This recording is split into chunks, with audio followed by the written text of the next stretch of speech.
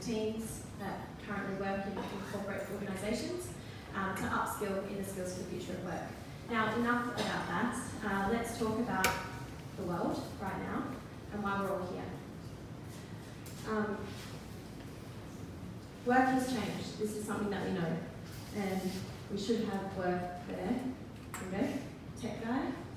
No? So work has changed. Who remembers cubicles? Yeah, who still works in a cubicle? Ouch. Technology has advanced. We know this.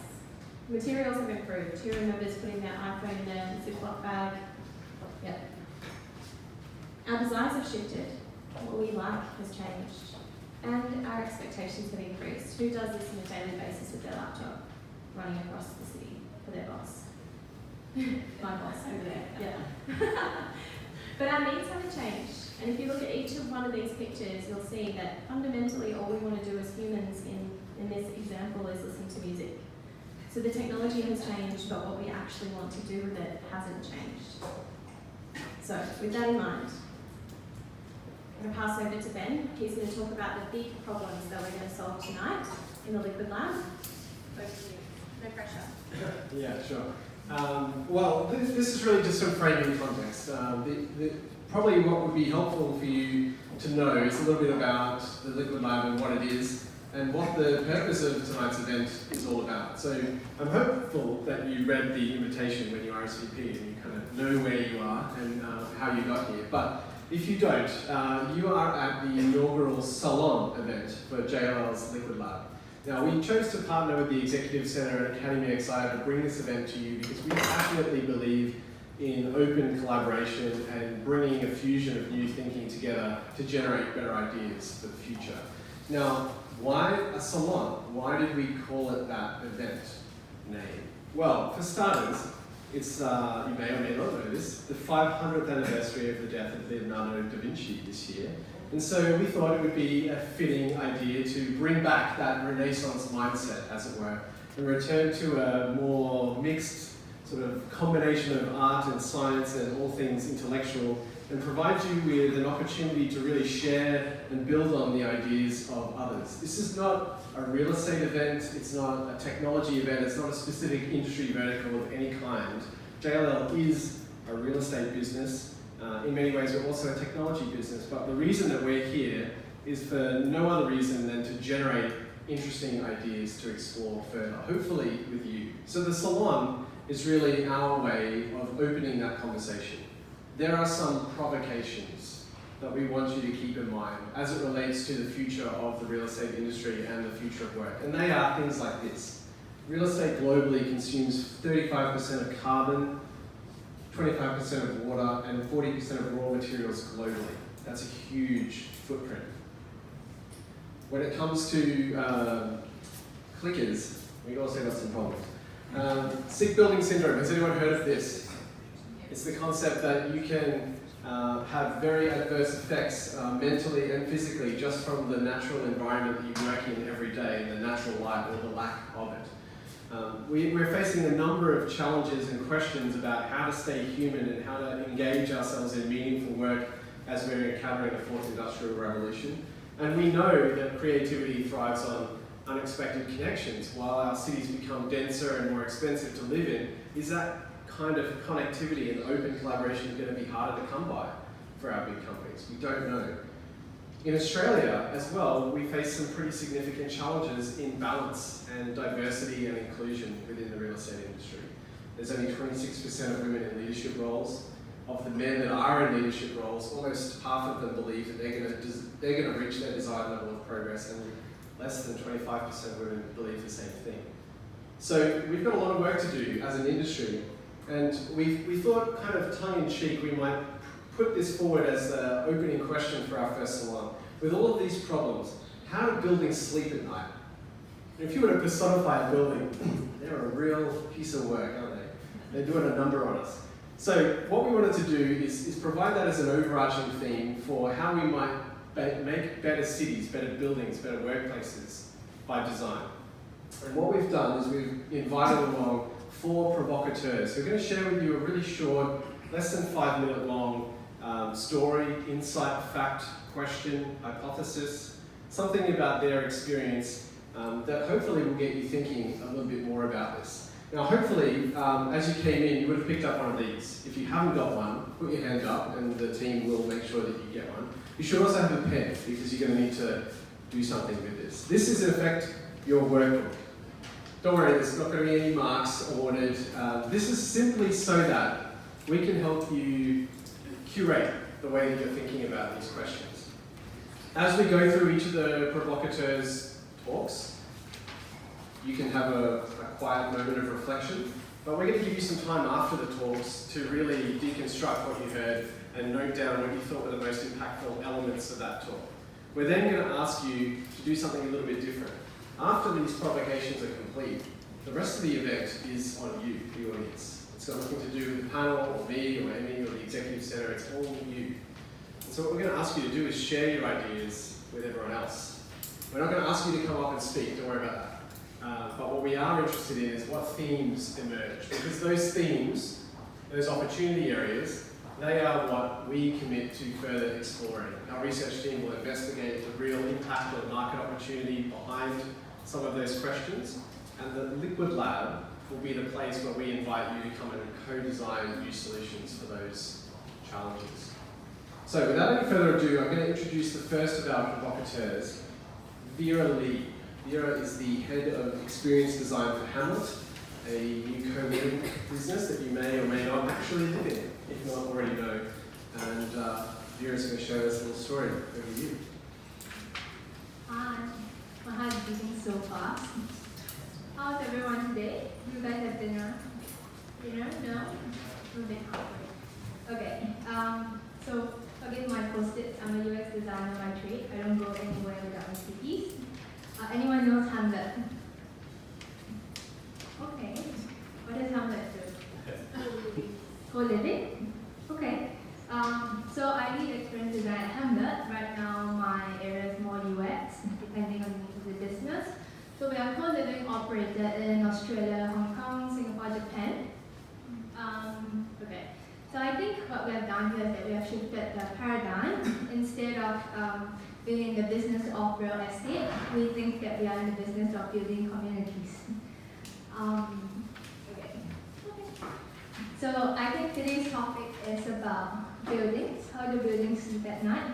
Real estate, or it could be investment, it could be property, I don't know. But to me, every business is a human business. If you strip it down to its essentials, it's all about people. And that's what we do at Hamlet, where we match people based on people analytics. We think what makes a really good co-living experience is when there's flatmate chemistry. So I'll be really happy to explore this a little bit later when I'm done with my topic. Okay. So when we talk about real estate, it's mainly physical spaces, but then when you put people into spaces, you put them within proximity of each other, the byproduct of that would be community. And what does community mean? So to me, community means a sense of belonging. It means inclusivity. And to me also, because this is really personal, so I think all of you would have your own definitions. So belonging means feeling seen and accepted. Inclusivity means peaceful coexistence, where differences are celebrated, not just tolerated. So today in modern society, we see like racial and cultural markers. They tell us that we're different. We are Chinese, we're Caucasian, we're Indian, we're Malay. We are maybe like culturally, we are Australian, American, British. But you know what? Like I think we are really one human race, and especially in the business of human-centered design. It's all about people. So today, who here is Singaporean? Singaporean, okay. So anyone knows about the HDB ethnic integration policy? Okay. Do you think it works? Okay, so I think the goal of that is really for racial integration and racial harmony. I don't know if it works or not. I think that's up for debate. But I guess today, what I really want to say, or my thesis, is that spaces, whether they are tangible or abstract, they can be designed to facilitate social outcomes. So in the HDB example, it's about racial integration and racial harmony. So the question that I'm throwing back to all of you today is, how might we design spaces for people, whether tangible or abstract, to achieve belonging and inclusivity? Got that? Okay, thank you.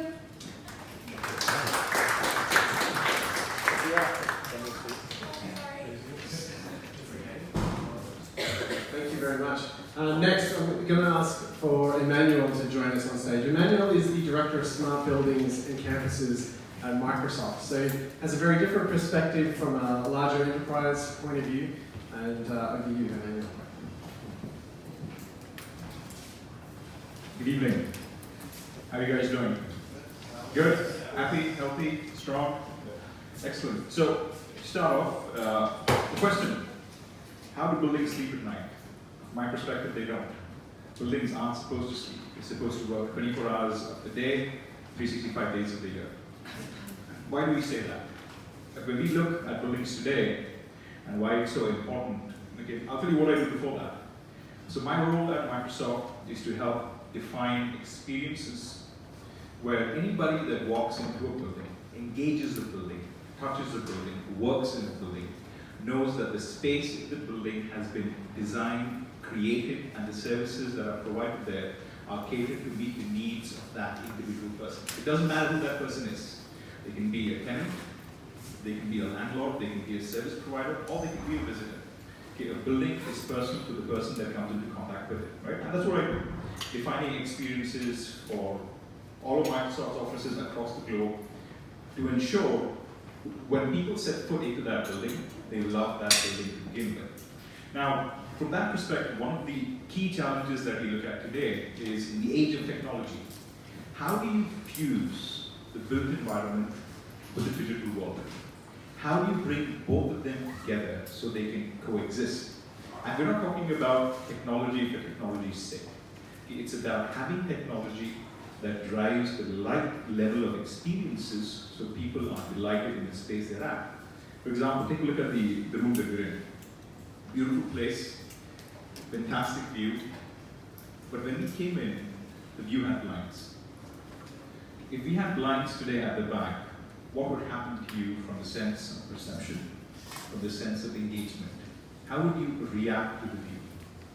Why do we build buildings with views, and what is the impact of something as simple as a pane of glass to your emotional and your mental well-being in that space? And that's what experiences are all about. I try to ask a few basic questions. If we have to build a city today, and as you know, cities can go anywhere from a few thousand people to hundreds of thousands of people. Cities are designed to drive engagement, empowerment, and equity. How are you going to do that with buildings? So when we start about building experiences, our basic question is, how do you build experiences so one, they're connected? Not only technology, but connected to you as the individual, as a group, as a collaborator. How do you drive sustainability? Yes, we've all heard about net zero buildings. We've all heard about buildings that save energy. We've all heard about buildings that automatically turn off the lights when everybody goes home. But how do you go beyond that in terms of sustainability? 3, accessibility. How do you ensure every service in that building has been designed and defined for everybody? Not just for you and me, but for people with different abilities, with different needs, with different aspects, different modes of engagement. How are you going to ensure that that building is accessible, right? So connected, sustainable, accessible. Now, the next point that we have to talk about is how are you going to secure the building? With all the services coming in and with all the experiences coming in, something as simple as a building today, they become treasure troves of data. How do you ensure when you design a building, or you build a building, or you fuse the physical world and the digital world, it does not allow, or it does not send the message that people are spying on me to collect my data, and you're using me as an object to sell more. That's not the point. How do you ensure you're going to secure all the points of access. Once again, I'm not talking about physical access. Physical access in a building is important. But how do you secure the data points coming into that building? So when a person walks inside, they truly feel that this is a space I want to work in. And the space transforms to meet the needs of the person, or the individual, or the group of people, to help them be better versions of themselves. Excellent, thank you.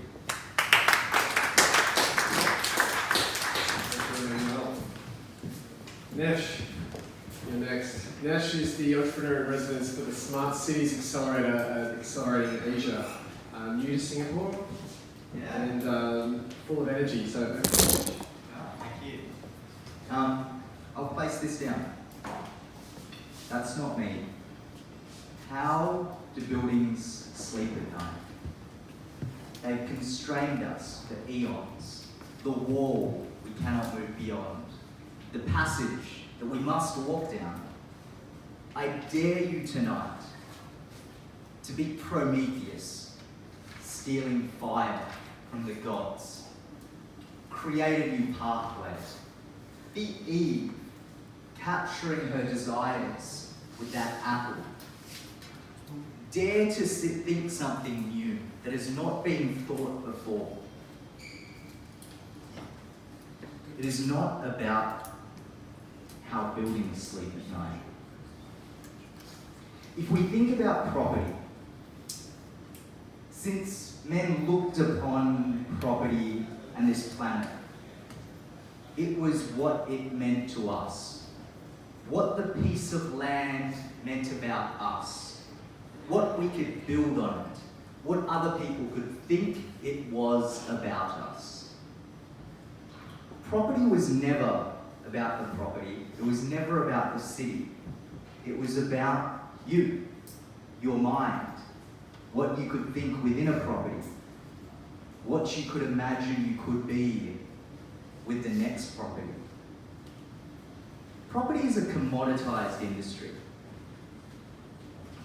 There's plenty of it on the planet, yet we decommoditized it with our thoughts, with the constraints we placed on our identities. Who are you today? Who were you yesterday? Who were you 5 years before you purchased your first property? Who were you before you stepped inside your workplace? And where you worked was an expression of who you were. What we have seen over the last 10 years is the rise of the aggregator. The service delivery company, the product company that encapsulates all of our identity, to the point where we trust them with anything that they release. Hamlet's doing that in co-living. They are aggregating the customer relationship, who those people will be, who they will connect with, who they will aspire to be, who they will trust. Property was decommoditized, yet with driverless cars, with the ability to work remotely, work from anywhere, property once again, after hundreds of years, becomes a commodity, much like an airline ticket. Commoditized industries struggle to create a margin. So then, I'll ask you, it is not about what the property means to you. It is about what relationship you will have with the cityscape and who you will trust. It is not about how buildings sleep at night, but it is about how we express our desires, our aspirations, and what we do before we sleep. Thank you. thank you very much. And last but not least, of course, speaker, which I'll return the screensaver from in a moment, Minika. from Property Guru, one of the senior product designers. I'd like to hear your point of view on how you think buildings sleep. Hi everyone, my name is Menaka, and as you said, I work at Property Guru, designing the customer experiences for anyone who uses the website or the app. Some of the speakers already touched upon some of the things I'm going to talk about. Basically, as a designer, this topic is very close to my heart because as an experienced designer, this is a very important aspect of my work, which is research and empathy towards whatever we do. And so the topic that I had in mind was about accessibility when it comes to the buildings, right? I think one of them spoke about that as well. So technological advances are easier to sort of grasp because you're following that in the news all the time. But the changes in society are slower, and they make an impact on how we perceive spaces as well and how it shapes our architecture. Where I'm coming from is basically our population is aging. The United Nations Population Fund predicts that the global population aged 60 or older will rise from about 12% today to 22% in 2050. That's a lot of people aging really fast, and especially in countries in Asia where the birth rate is also plummeting, it's kind of compounded the impact of aging population. And how does that translate into the problems that we're going to face in the future as a society? That's something to think about, as something to consider when we are building spaces, right? Buildings, property buildings, and building environments that are inclusive to both young and old population at the same time. So my question today was, how can we design physical spaces and experiences to address the diversity and inequalities in aging, and promoting social inclusion, right? At the end of the day, how can we design for an aging population and a younger generation coexisting together? That's the question I have on my mind. Thank you. Thank you so much, and we'll give all four of our provocateurs another round of applause. I think.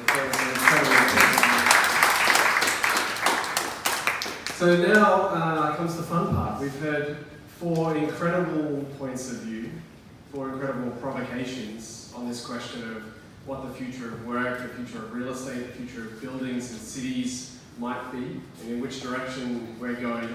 Now it's over to you. What we're going to do first is going to give you a few minutes, about 5 to 10 minutes, we'll read the room, to just reflect on what you've heard. You've got your pens and your trusty Salon handbooks with you, hopefully. So, silently, because this is an individual reflection, I'd like you to just refer back to your notes if you took some. If you didn't, take some down. But I also want you to think about, across all of the talks, what themes emerge? What questions do you want to go deeper on? What is it you think there is an opportunity for change in the way we either design our workplaces, our buildings, or our cities? How do you see the future of real estate, the future of work? Reflecting on those four provocations. So this is silent time for you to think and for you to write using the books that you have in front of you. And then when it looks like everyone's sort of finished digesting their ideas, we'll pull you all back to the front and we'll move on to the next part of the night.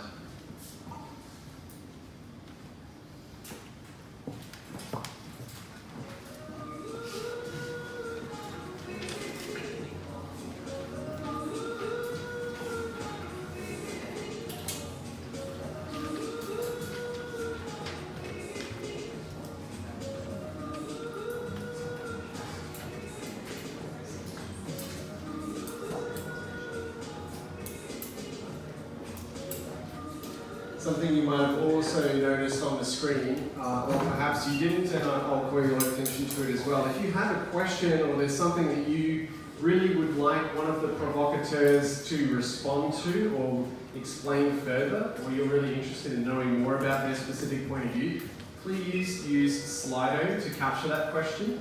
You'll see a little hashtag underneath here. So if you go to slido.com, you'll be asked to enter a code to access tonight's event. It's just Liquid Lab CBD, the uppercase, lowercase doesn't say no, I don't think. Put that code in, put your question in, and if you'd like to address it to a specific provocateur, add that into the question as well. We'll check in with some of those questions towards the end of the event.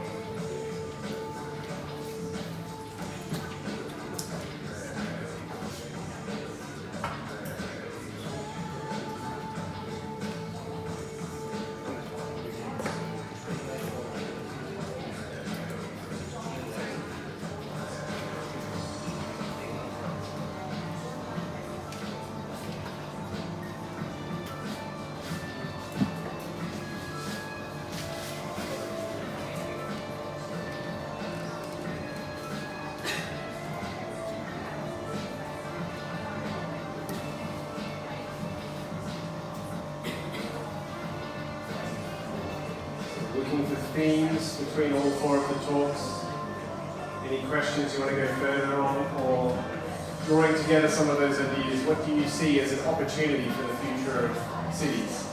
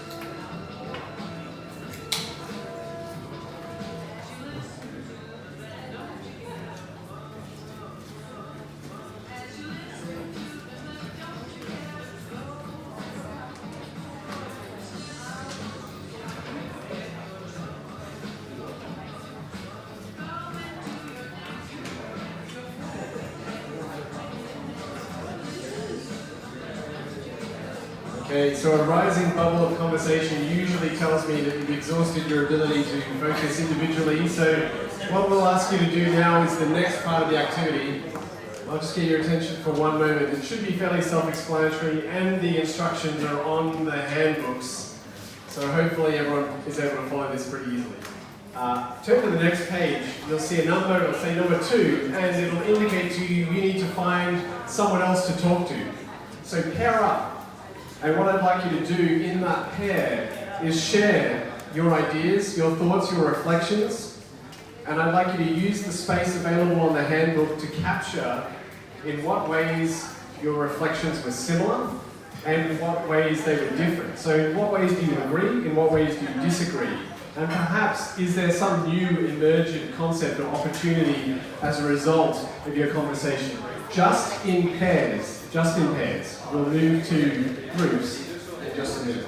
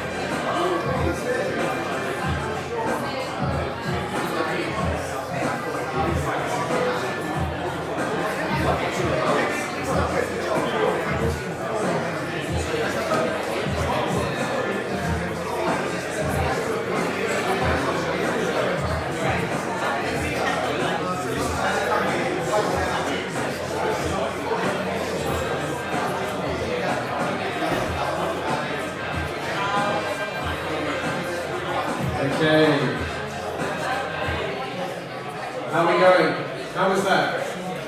In terms of reflections, I feel like we've drifted a little bit from pairwise conversations to groups, and that's fine because it's a salon, right? Like the rules are flexible. We'll do what we want, okay?